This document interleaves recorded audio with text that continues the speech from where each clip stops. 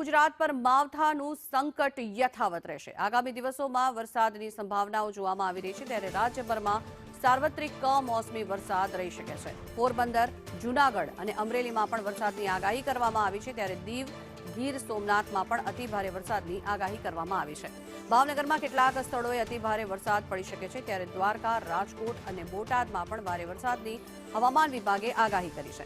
આણંદ, વડોદરા અને છોટાઉદેપુરમાં પણ વરસાદની આગાહી કરવામાં આવી છે, ત્યારે આ તરફ ભરૂચ, નર્મદા, સુરત અને તાપીમાં પણ વરસાદની આગાહી કરવામાં આવી છે। નવસારી, ડાંગ અને વલસાડમાં પણ વરસાદની આગાહી કરવામાં આવી છે, ત્યારે પંચમહાલ અને દાહોદમાં પણ ભારે વરસાદની આગાહી કરાઈ છે।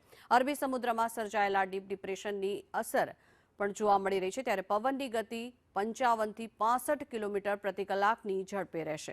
પોર્ટ પર LCS 3 નંબરના સિગ્નલ લગાવી દેવામાં આવ્યા છે, ત્યારે માછીમારોને પણ દરિયો ન ખેડવા માટે ખાસ સૂચન કરવામાં આવ્યું છે। મહત્વનું છે કે ભારે વરસાદની હવામાન વિભાગે આગાહી કરી છે। અન્ય શહેરોમાં પણ યલો એલર્ટ આપવામાં આવ્યું છે। બોટાદ હોય કે પછી દાહોદ હોય, યલો એલર્ટ આપવામાં આવ્યું છે। સાથે જ આણંદમાં પણ કમોસમી વરસાદને લઈને યલો એલર્ટ આપવામાં આવ્યું છે। પંચમહાલમાં પણ વરસાદ થઈ શકે છે, ત્યારે વડોદરામાં પણ માવઠું વરસે તેવી શક્યતાઓ જોવામાં આવી રહી છે। આ તરફ છોટાઉદેપુર અને ભરૂચમાં પણ હજી કમોસમી વરસાદનો માર રહી શકે છે। બીજી તરફ નર્મદા અને સુરતમાં પણ વરસાદ થાય તેવી સંભાવનાઓ છે।